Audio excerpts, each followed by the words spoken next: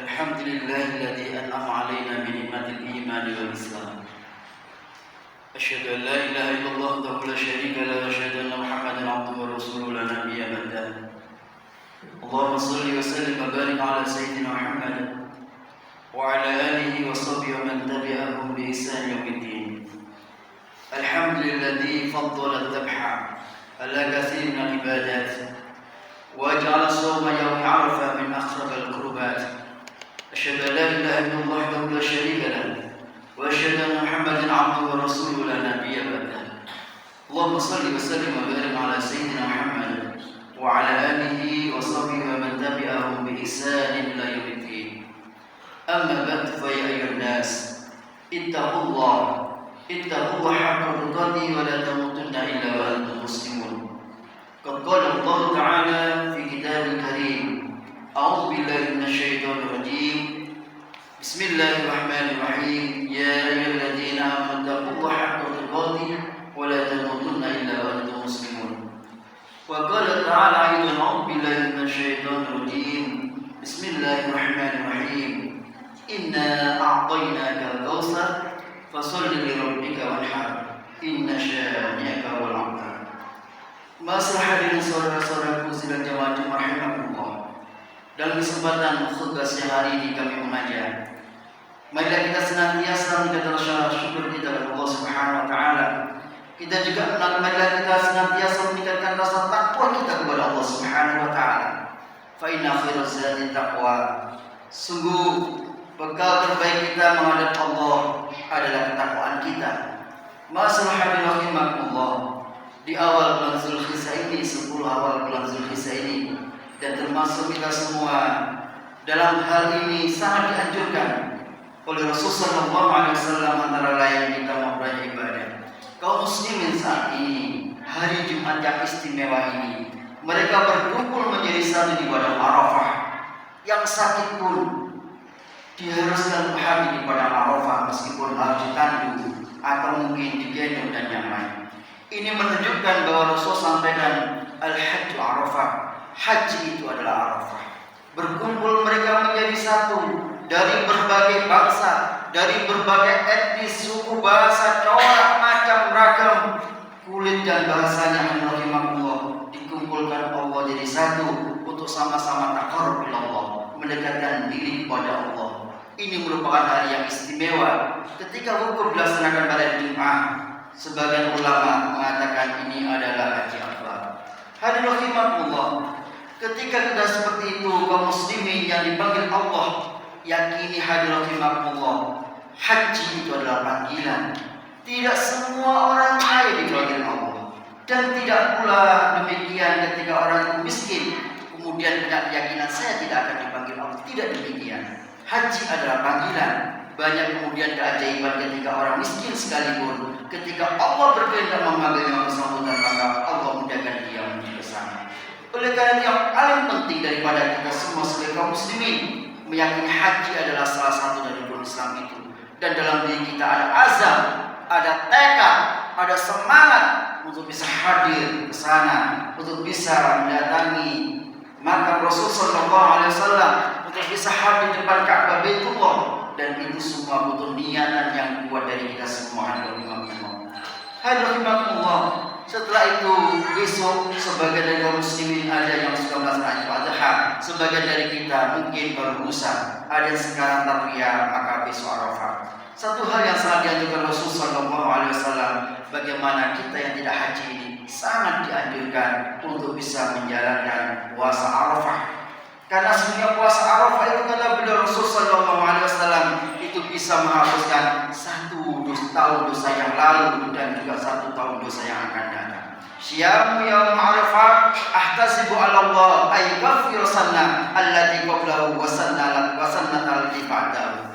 Puasa Arafah yang semata-mata mengharap ridho dari Allah Ta'ala, agar Allah Ta'ala dengannya bisa mengampuni, itu bisa menghapuskan 1 tahun dosa yang lalu dan juga 1 tahun dosa yang akan datang.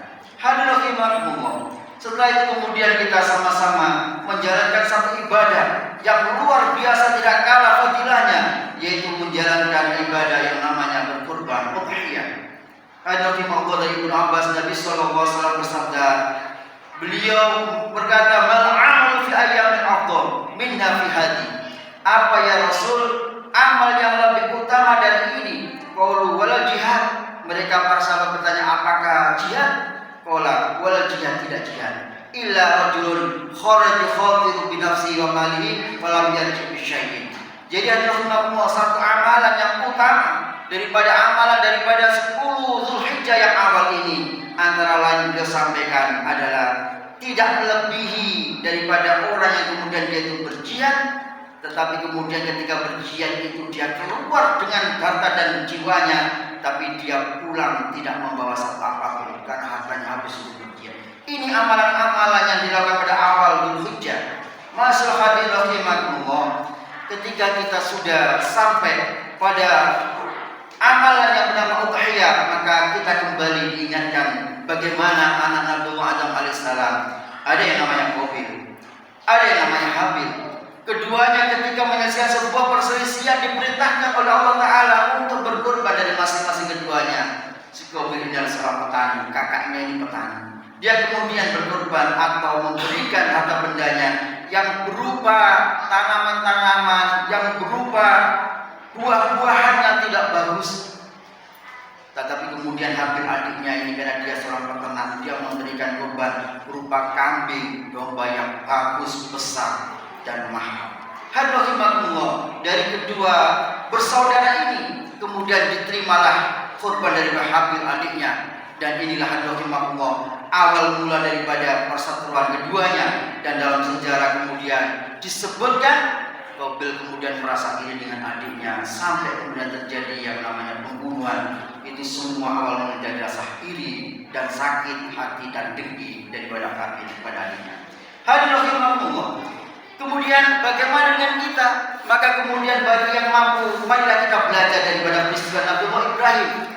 Allah Ta'ala berfirman, a'udzubillahi minasyaitonir rajim, falamma balagha ma'al sa'y qala ya bunayya inni ara fil manam anni adbaka fanzur madza tara qala ya abati fa'al ma tu'mar satajiduni insyaallah minas sabirin. Ibrahim ini berharap anak, cukup lama hari ini. Lama sekali beliau berdoa kepada Allah Ta'ala, Rabbi habli minas sholihin, ya Allah berikanlah anak kami anak yang sangat soleh, anak yang baik, anak yang soleh. Menunggu cukup lama hadirin makmum. Kemudian Allah Ta'ala berikan beliau, yaitu anak namanya Nabi Ismail. Ketika anak ini masih kecil, sedang lucu-lucunya, maka kemudian Nabi Ibrahim mengatakan kepada anaknya, ya bunayya, wahai anak. Panggilan indah seorang ayah kepada anaknya, wahai anakku. Ayah yang baik adalah menghormati anaknya. Panggilan indah pun akan disematkan, bukan panggilan-panggilan olokan, apalagi panggilan-panggilan cacian. Ya bunayya, wahai anakku, ini araful manam, sesungguhnya aku telah bermimpi dalam tidurku, anni adzabuka fanzur madza tara. Aku disuruh Allah untuk menyembelih engkau. Anni adzabuka fanzur madza tara. Bagaimana pendapatmu anakku? Seorang ayah yang bijak, meskipun nyata-nyata mengetahui bahwa perintah ini dari Allah Ta'ala, tapi kemudian tidak semata-mata hadirin rahimakumullah, kemudian dengan hongkah, dengan kasarnya mengatakan, saya diperintahkan Allah menyembelih engkau, mau tidak mau, kamu harus mau, tidak. Tetapi kemudian beliau mengatakan, bagaimana pendapatmu? Fanzur madza tara. Anak yang soleh hadirin rahimakumullah, hasil didikan dan doa panjang orang tuanya hadirin rahimakumullah, diberi makanannya halal hadirin rahimakumullah, menjawab, ya abati al-ma tu'mar satajiduni insyaallah minas sabirin. Wahai ayahku, if'al ma tu'mar, lakukanlah yang telah diperintahkan Allah kepadamu. Satajiduni insyaallah minas sabirin. Niscaya engkau akan temui aku menjadi orang yang sabar. Hadirin rahimakumullah, keikhlasan keduanya luar biasa. Bagaimana kemudian harta yang paling berharga, yaitu seorang anak yang lama ditunggu dan dinanti, ketika Allah berkehendak dan menginginkan, maka kemudian diberikan dengan ikhlas lillah. Hadirin rahimakumullah, ini pelajaran yang luar biasa bagi kita. Marilah kita mencoba untuk menyadari bahwasanya harta benda kita ini adalah titipan Allah. Ketika kita mampu, man wajada sa'atan, ketika kita mampu, maka kemudian marilah kita sisihkan sebagian harta benda kita untuk berkorban dengan 1 ekor kambing atau 1 ekor sapi yang termasuk di dalamnya adalah hewan-hewan yang diperbolehkan untuk berkorban. Hadirin rahimakumullah. Meskipun sebagian besar ulama mengatakan bahwa kurban ini hukumnya sunnah muakkadah, tetapi Rasul pernah menyatakan barang siapa yang dia itu mampu dan kemudian dia tidak melakukan kurban, fala yaqrabanna musallana, maka jangan dekat-dekat dengan tempat salat. Ini menunjukkan sunnah yang sangat dianjurkan oleh beliau Rasulullah SAW. Hadirin rahimakumullah, ada sebuah kisah ketika kemudian salah sahabat bernama Salman Al-Faris berkata, ditanya oleh orang lain. Dia berkata, seorang laki-laki masuk ke surga bisa saja karena lalat. Dan demikian ada seorang laki-laki yang bisa saja masuk neraka karena lalat. Seorang sahabat tanya kepada dia, bagaimana itu terjadi wahai Salman Al-Faris? Kemudian Salman mengatakan, ada 2 orang laki-laki melewati suatu kampung dan kaum itu adalah penyembah berhala. Mereka tidak mengizinkan siapapun masuk ke dalam kampungnya kecuali harus mempersembahkan binatang sembelihan untuk berhala tersebut. Maka kemudian laki-laki pertama dia mengatakan, persembahan apa yang dimaksud? Aku tidak punya apa-apa. Kemudian kaum ini mengatakan, persembahkan kepada berhala kami, kepada Tuhan kami, meskipun hanya seekor lalat. Akhirnya seorang laki-laki pertama mengatakan, hanya lalat saja, saya pikir enteng. Akhirnya dia menangkap lalat, dipersembahkan kepada kelompok kaum itu untuk diberi izin masuk suatu kampung. Hadirin. Kemudian laki-laki yang kedua, ya, karena dia sudah mengatakan seperti itu, dia mengatakan, saya tidak punya apa-apa. Kalau kamu tidak memberikan sesembahan, maka kamu akan bunuh. Maka kemudian dibunuhlah orang ini karena dia tidak memberikan sesembahan apapun meskipun seekor lalat. Sementara laki-laki yang pertama, dia itu kemudian ketika dia menganggap enteng menyembahkan seekor lalat kepada sesuatu yang tidak diperbolehkan atau syirik kepada Allah, dia kemudian masuk neraka. Dan orang kedua, meskipun dia harus terbunuh karena dia tidak mau menyembelih atau mempersembahkan seekor lalat, maka dia kemudian ditakdir Allah masuk ke dalam surganya meskipun dia meninggal. Hadis riwayat Al-Baihaqi dalam surat Al-Iman. Hadirin rahimakumullah, ini beberapa yang bisa kita ambil kesimpulan intinya. Kesempatan kita untuk menjalankan syariat kurban masih ada di depan kita. Yang pertama, tujuan adalah kita mengikuti sunnah Rasulullah SAW, termasuk sunnah Nabi Ibrahim alaihissalam. Dan hikmah yang kedua, bagaimana kurban itu menjadi sarana kita berbagi, sarana kita bersedekah, sarana kita mempererat silaturahmi sesama muslim. Fakulu minha wa atimul qan awal muta al-hajj 36. Makanlah sebagian dan berilah makan orang yang merasa cukup dengan apa yang ada padanya, tidak meminta-minta dan orang yang meminta-minta. Hadirin rahimakumullah, demikianlah seperti khabar bisa kami sampaikan yang pada intinya, marilah kita mengisi hari-hari di dalam bulan yang mulia ini, termasuk kita menjalankan puasa bulan Zulhijjah, puasa Arafah, termasuk kita bersama-sama menyiapkan diri untuk bisa mengikuti atau memberikan kurban kepada siapapun dari kita yang mampu. A'udzubillahi minasyaitonirrajim. Bismillahirrahmanirrahim. Inna a'tainakal kautsar fasholli lirabbika wanhar. Inna syani'aka huwal abtar. Sesungguhnya kami telah memberikan kalian nikmat yang sangat banyak. Oleh karena itu, salatlah karena Tuhan dan berkorbanlah.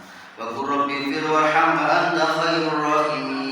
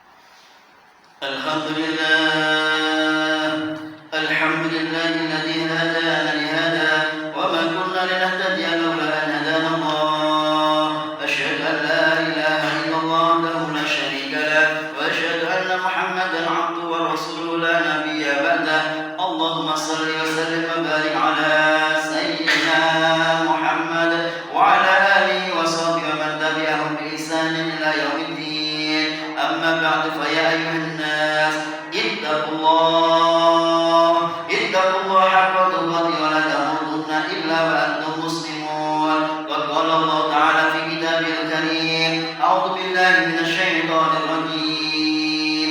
بسم الله الرحمن الرحيم. يا أيها الذين آمنوا اتقوا الله حق تقاته ولا تموتن إلا وأنتم مسلمون. اللهم صل وسلم وبارك على سيدنا محمد وعلى آل سيدنا محمد كما صليت على سيدنا إبراهيم وعلى آل سيدنا إبراهيم وبارك على سيدنا محمد وعلى آل سيدنا محمد كما باركت على سيدنا إبراهيم وعلى آل سيدنا إبراهيم في العالمين إنك حميد مجيد. اللهم اغفر للمسلمين والمسلمات والمؤمنين والمؤمنات الأحياء منهم والأموات إنك سميع قريب مجيب الدعوات يا قاضي الحاجات يا غافر الذنوب والخطيئات يا أرحم الراحمين. اللهم انصر من نصر الدين واخذل من خذل المسلمين. اللهم ارفع عنا البلاء والوباء والفحشاء والمنكر. اللهم انصر إخواننا المسلمين والمجاهدين في كل مكان يا أرحم الراحمين.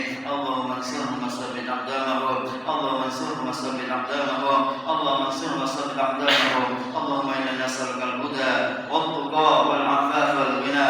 اللهم إنا نسألك السلامة في الدين وعافية في الجسد وزيادة في العلم وبركة في الرزق وتوبة قبل الموت ورحمة عند الموت ومغفرة بعد الموت. اللهم هون علينا في سكرة الموت والنجاة من النار والعفو عند الحساب. اللهم احكم لنا بحسن الخاتمة. ربنا آتنا في الدنيا حسنة وفي الآخرة حسنة وقنا عذاب النار. وصلى الله على سيدنا محمد والحمد لله رب العالمين. عباد الله، إن الله يأمر بالعدل والإحسان وإيتاء ذي القربى